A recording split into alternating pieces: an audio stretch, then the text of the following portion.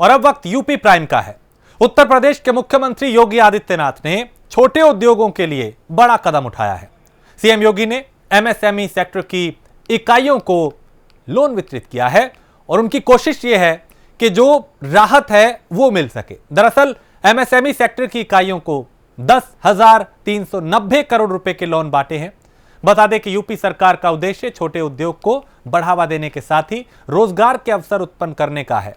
UP सरकार इस उद्देश्य को पूरा करने के लिए 3,54,825 इकाइयों को करीब 10,390 करोड़ रुपए का कर्ज सरकार की तरफ से दिया गया है।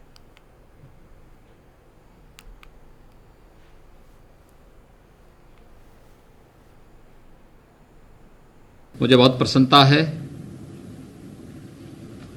कि सूक्ष्म लघु मध्यम उद्यम विभाग ने प्रदेश में एक साथ आज 3,54,825 एमएसएमई इकाइयों को 10,390 करोड़ रुपए का ऋण यहाँ पे वितरित किया जा रहा है,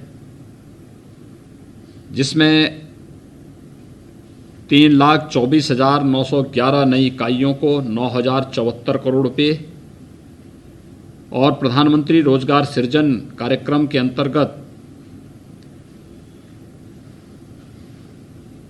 मुख्यमंत्री युवा स्वरोजगार योजना, एक जनपद एक उत्पाद योजना, प्रधानमंत्री मुद्रा योजना आदि के अंतर्गत जहां ये ऋण वितरित किया जा रहा है, वहीं साथ ही साथ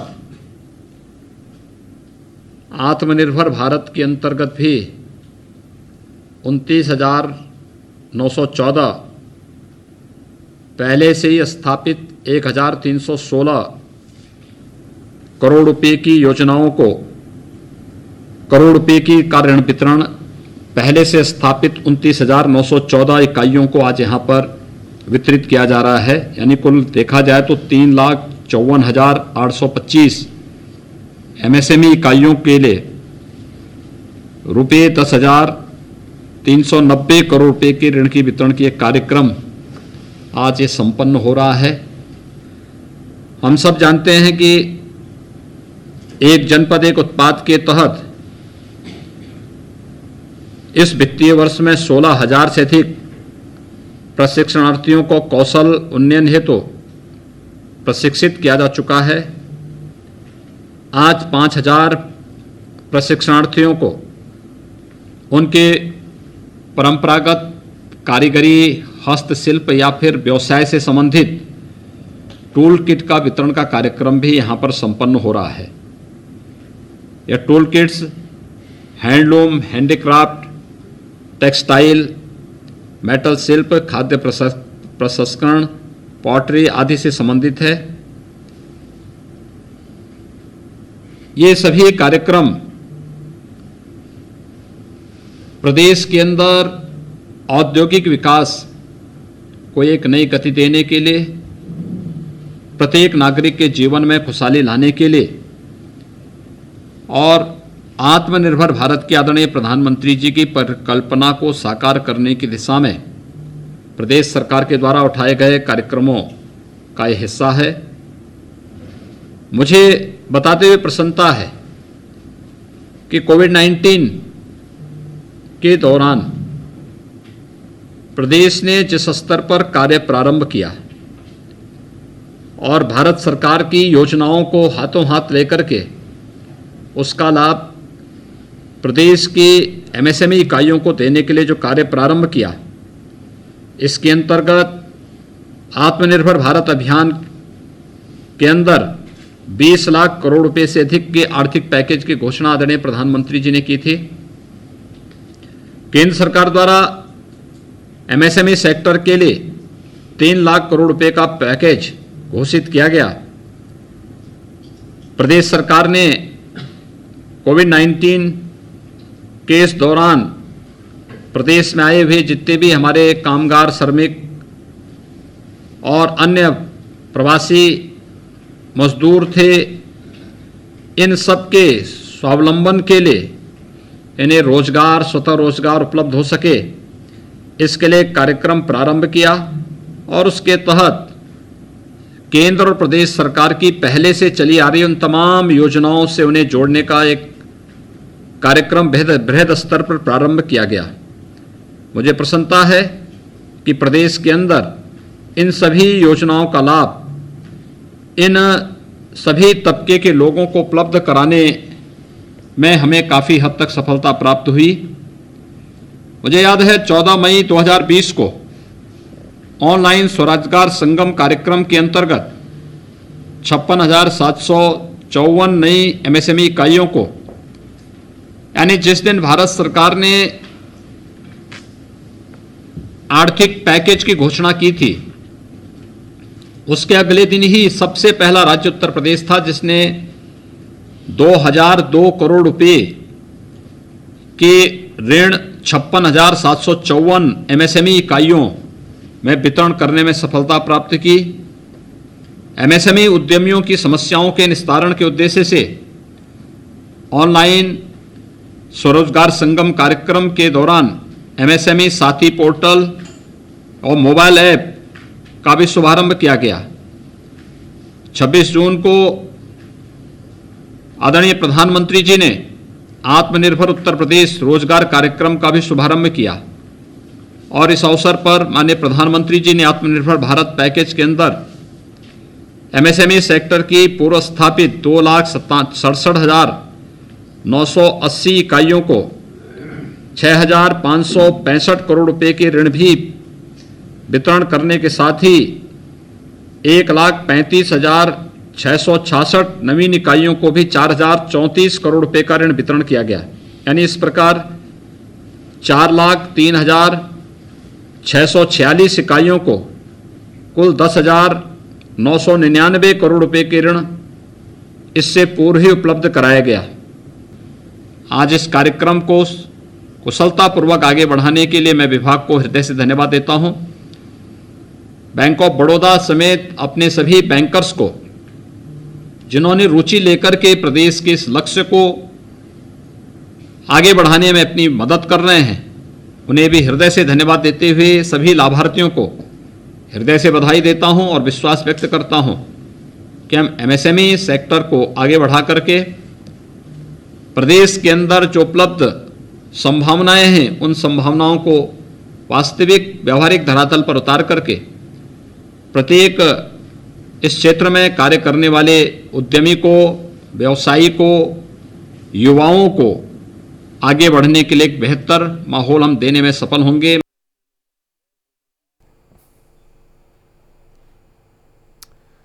और यूपी की योगी सरकार अवैध निर्माण को ध्वस्त करने के लिए सख्त रुख अपनाए हुए है। इसी सिलसिले में लखनऊ के लालबाग में स्थित 3 मंजिला ड्रैगन मॉल को ध्वस्त कर दिया गया। यह मॉल आवासीय नक्शे पर बनाया गया था।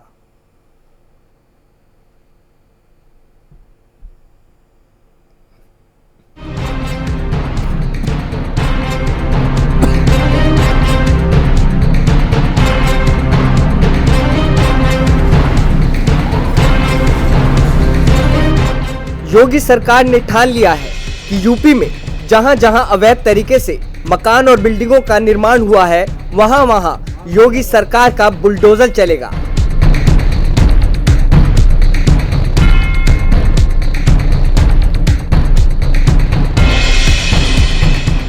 योगी सरकार अवैध निर्माण को लेकर काफी सख्त रुख अपनाए हुए है।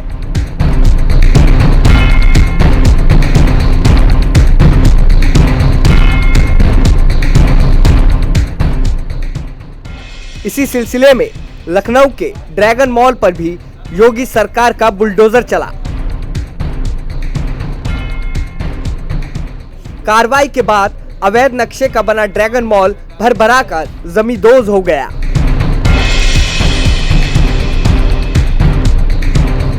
पिछले 4 दिन से लखनऊ विकास प्राधिकरण की कार्रवाई चल रही थी। यूपी में अवैध निर्माण पर योगी सरकार का बुलडोजर गरज रहा था।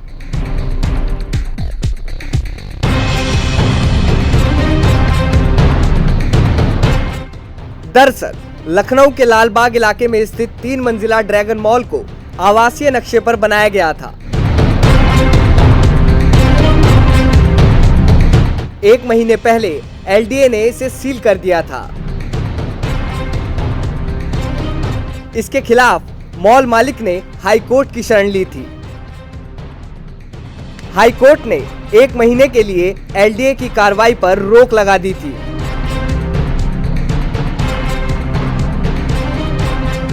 हाई कोर्ट ने कमिश्नर कोर्ट में लंबित प्रकरण को 1 महीने में निस्तारित करने का आदेश भी दिया था। एलडीए ने मॉल ढाने को 20 मजदूरों का एक दल लगाया था। छुटपुट तोड़फोड़ के बाद हाइड्रोलिक जेसीबी से पूरा मॉल ढा दिया गया।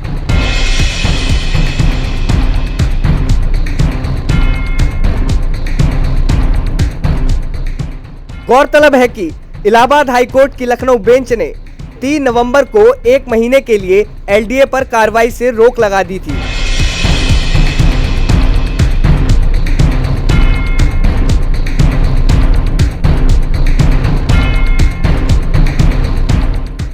तय अवधि खत्म होने के बाद एलडीए की तरफ से ये कार्रवाई की गई।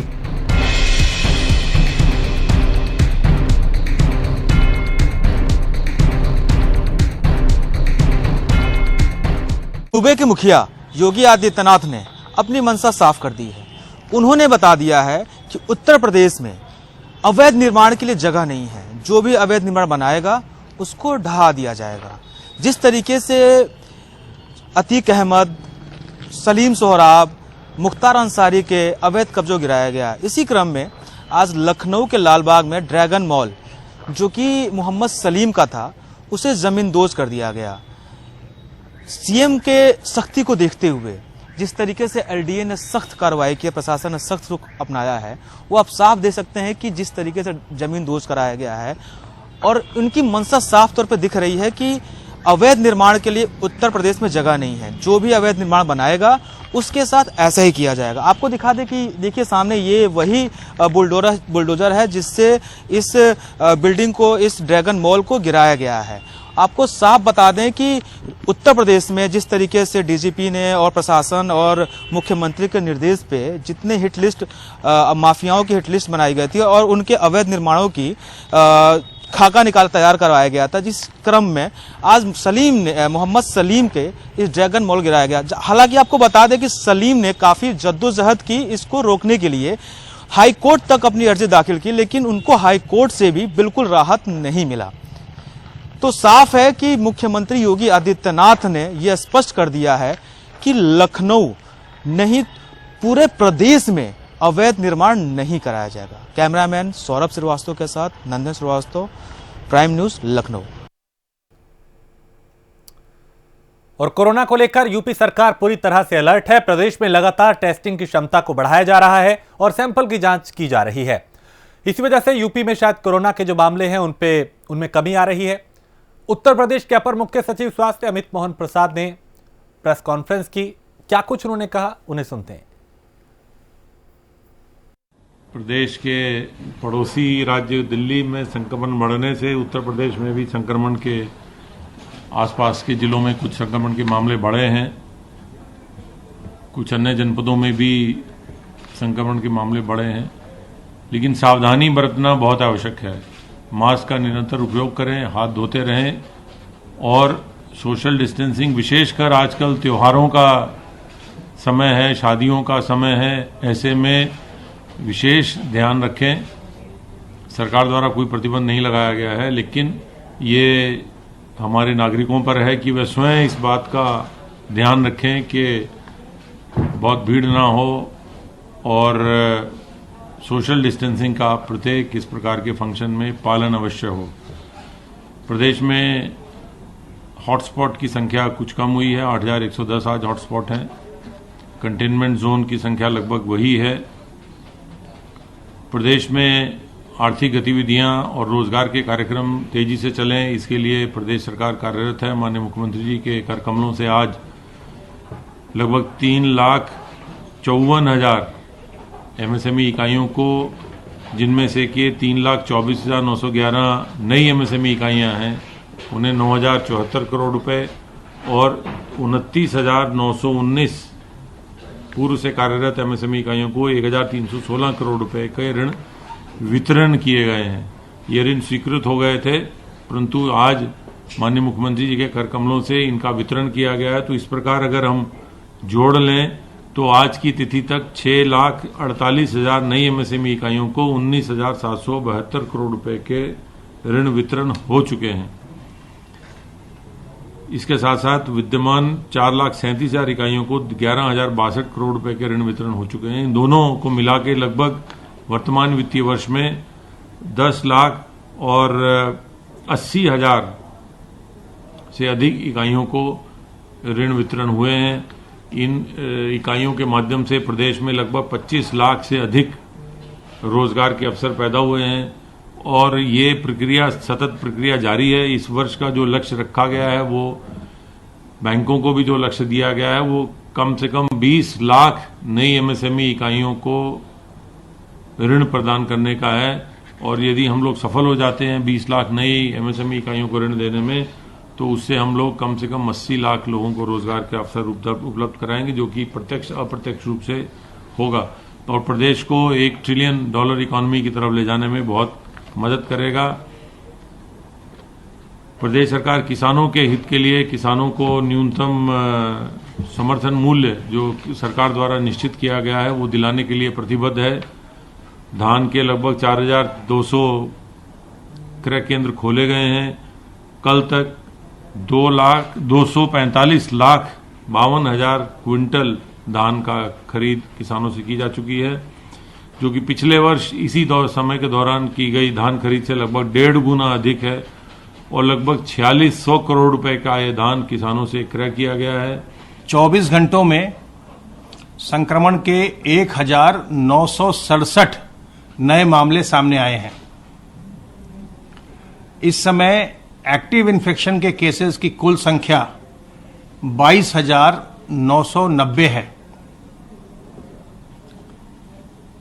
22,990 में से 10,846 व्यक्ति इस समय होम आइसोलेशन में हैं। ये लोग संक्रमित हैं किंतु लक्षण विहीन हैं और इनके घर में अलग से रहने की व्यवस्था है, अलग से कमरा है और अलग शौचालय है इनके लिए। वही लोग होम आइसोलेशन में रह सकते हैं। अगर कोई ऐसा व्यक्ति है जिसके घर में अलग कमरा और अलग शौचालय की व्यवस्था नहीं है, तो उसको अस्पताल में भर्ती होना चाहिए, क्योंकि वो अपने जो घर के अन्य सदस्य हैं उनको फिर वो संक्रमित करने के दृष्टिकोण से बहुत ज्यादा रिस्क पर होता है। क्योंकि अलग शौचालय अगर नहीं है, अलग कमरा नहीं है, तो आप बार बार अपने परिवारी सदस्यों से बार बार आपका इंटरेक्शन होगा और वो भी संक्रमित हो सकते हैं। तो ऐसी स्थिति में आपको अस्पताल में भर्ती होना चाहिए और अस्पताल में जो राजकीय व्यवस्था की गई है L1, L2 और L3 की, वो समस्त इलाज निःशुल्क है। तो इसलिए अस्पताल जाने में कोई भी संकोच नहीं करना चाहिए और अगर आप अस्पताल जाते हैं तो फिर आपका जो इलाज है वो चिकित्सकों की देखरेख में होता है और आप जल्दी ही स्वस्थ होकर घर आ जाते हैं। अगर आप बिल्कुल लक्षण विहीन हैं और आपके पास अलग से व्यवस्था है कक्ष की और शौचालय की, तब आप घर पर रह करके स्वास्थ्य लाभ कर सकते हैं। तभी भी हमारी जो रैपिड रिस्पांस टीम है वो आपके घर पर जाएगी और आपका परीक्षण करेगी शुरू दिन, पहले दिन, और उसके बाद लगातार वो फोन से आपसे संपर्क बनाए रखेंगे। और जो भी आपको, अगर आप होम आइसोलेशन में भी हैं, जो भी आपको दवाइयां चाहिए आपके इलाज के लिए, वो दवाइयां आपको निःशुल्क उपलब्ध कराई जाएंगी। जहां 10,846 संक्रमित व्यक्ति होम आइसोलेशन में हैं, वहीं 2,124 लोग निजी चिकित्सालयों में भुगतान के आधार पर अपना इलाज करवा रहे हैं। बाकी के सभी संक्रमित व्यक्ति सरकारी व्यवस्था में निःशुल्क इलाज करवा रहे हैं। जो डिस्चार्जेस हुए हैं उनकी कुल संख्या अब बढ़कर के 5,18,390 हो गई है और रिकवरी का प्रतिशत हमारा प्रदेश का इस समय 94.4 के आसपास चल रहा है। अब तक कुल मिलाकर 7,848 व्यक्तियों की, कोविड संक्रमित व्यक्तियों की पिछले 9 महीने में जब से संक्रमण आया मृत्यु हुई है। शहीद खुदीराम बोस की जयंती पर सुल्तानपुर पहुंचे आम आदमी पार्टी के राज्यसभा सांसद संजय सिंह ने पंजाब के मुख्यमंत्री कैप्टन अमरिंदर सिंह पर निशाना साधा। उन्होंने कहा, अमरिंदर सिंह मोदी भक्त है और अमरिंदर सिंह और अमित शाह मिलकर किसानों के खिलाफ काला कानून बनवा रहे हैं। यानी वो यहां पे सरकार को घेरते हुए नजर आए और वो भी पंजाब सरकार को।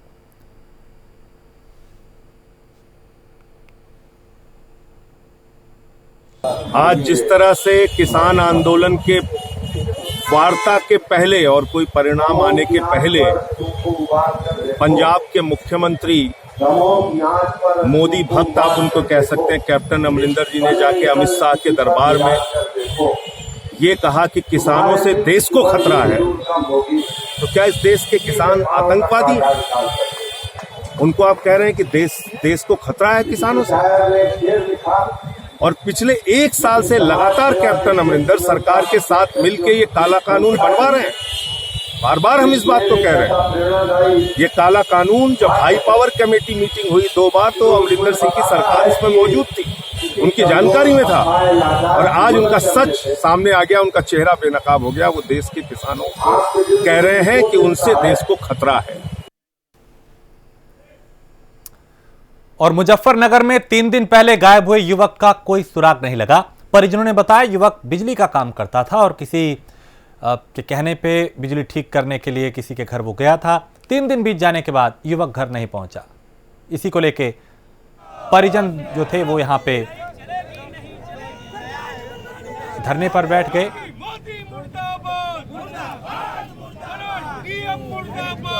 मतगणना स्थल पर सारे मतपेटिका जब जमा हुए तो समाजवादी पार्टी के सिपाही कार्यकर्ता यहाँ पर रात भर डटे रहे।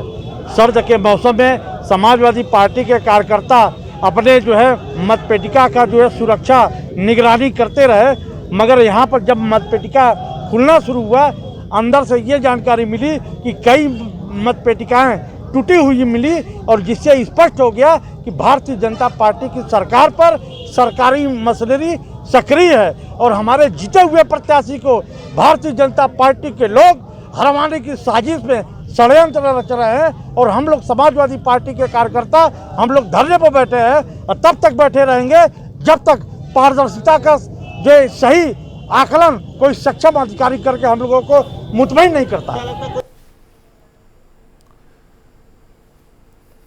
और इसी के साथ इस बुलेटिन में फिलहाल इतना ही। देश प्रदेश की बाकी खबरों के लिए आप देखते रहिए प्राइम न्यूज।